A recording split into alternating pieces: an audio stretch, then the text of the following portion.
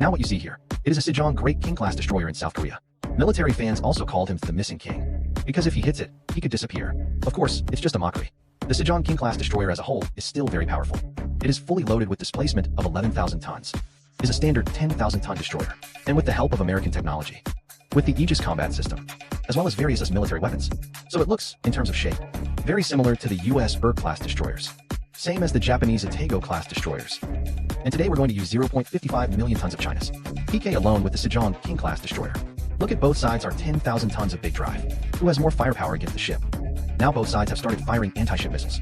Because it's a single pick, to exclude the effects of the Earth's curvature. So we started the war within 50 kilometers. 55 destroyer. Eagle Strike 18 anti-ship missile fired. Launched from both front and rear verticals. The launch speed is very fast. The specific parameters of Eagle Strike 18 are familiar to everyone. I don't introduce much. Soon dozens of Eagle Strike 18 anti-ship missiles. And he fired it out. And the Sejong King's side. Self-developed Sea-Star anti-ship missile fired. From 4 seats in the center of the boat. Launched in a quadruple anti-ship missile launcher. Can fire 16 anti-ship missiles at once. Compared to other US warships, it can fire a relatively large number of anti-ship missiles. Although the number is too much. But Starfish anti-ship missiles, similar in performance to a Harpoon anti-ship missile, belongs to subsonic anti-ship missiles. Subsonic anti-ship missiles used to be able to fight. But in the moment, subsonic anti-ship missiles, it really belongs to the existence of chicken ribs. It seems that the performance of these warships, they were all taken away by the US Army. Soon, his 16 anti-ship missiles were also fired, and flew over towards our 10,000 ton region. And the anti-ship missiles that we launched earlier is now accelerating closer to them. The end will accelerate to Mach 3 to hit the target. So while King Sejong fired his anti-ship missiles, his front and back 2 drooping hairs has been firing anti-aircraft missiles to intercept. Sejong King can fire 2 types of anti-aircraft missiles, Standard 6 and Standard 2. So in terms of air defense capabilities, its performance is indeed not weak. In the early days of the 55 anti-ship missile, while still speeding up the flight, he intercepted several of them one after another.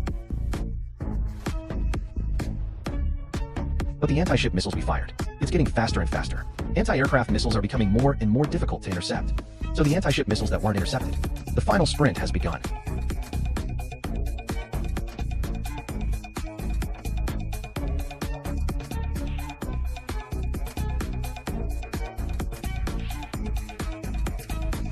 Last King Sejong-class destroyer, hit by several anti-ship missiles in a row.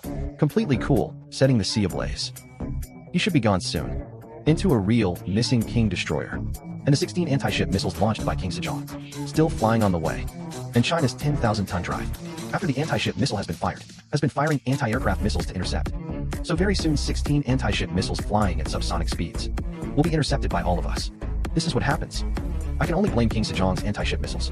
10,000 tons of configurations wasted. Otherwise, the whole battle force will be well consolidated. You can definitely take it to the next level. So that's the end of today's video. I'll see you next time.